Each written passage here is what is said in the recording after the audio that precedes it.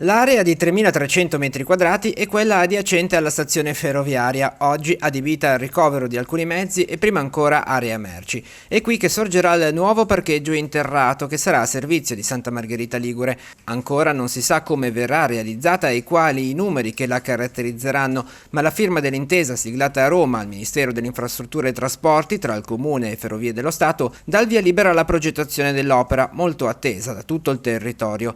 Il nuovo parcheggio si colloca all'ingresso della città in una posizione strategica che ospita i servizi ferroviari, nonché i bus, taxi e bike sharing. Nelle intenzioni c'è anche la realizzazione di un collegamento diretto con la zona del lungomare e spazi per la sosta degli autobus turistici. A firmare l'accordo, oltre al sindaco Paolo Donadoni, Umberto Lebruto, amministratore delegato di FS Sistemi Urbani del gruppo FS Italiane delegato da Metropark.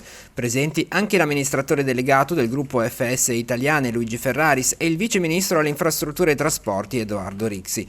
Il protocollo mette nero su bianco il piano di azione per la realizzazione in compartecipazione del nuovo parcheggio, attraverso l'istituzione di un tavolo tecnico al quale seguiranno le fasi di progettazione, finanziamento, esecuzione dei lavori e collaudo delle opere. È stato un momento emozionante per Santa Margherita Ligure, perché questo protocollo d'intesa avvia la collaborazione tra Ferrovie dello Stato e Comune di Santa Margherita Ligure per la realizzazione del parcheggio multipiano nell'area della stazione, che rappresenterà un grande risultato in tema di viabilità, di disponibilità di parcheggi, di qualità della vita, di ecosostenibilità. Obiettivi importanti per pensare a una Santa Margherita del futuro sempre più attenta alle esigenze dei cittadini e degli ospiti.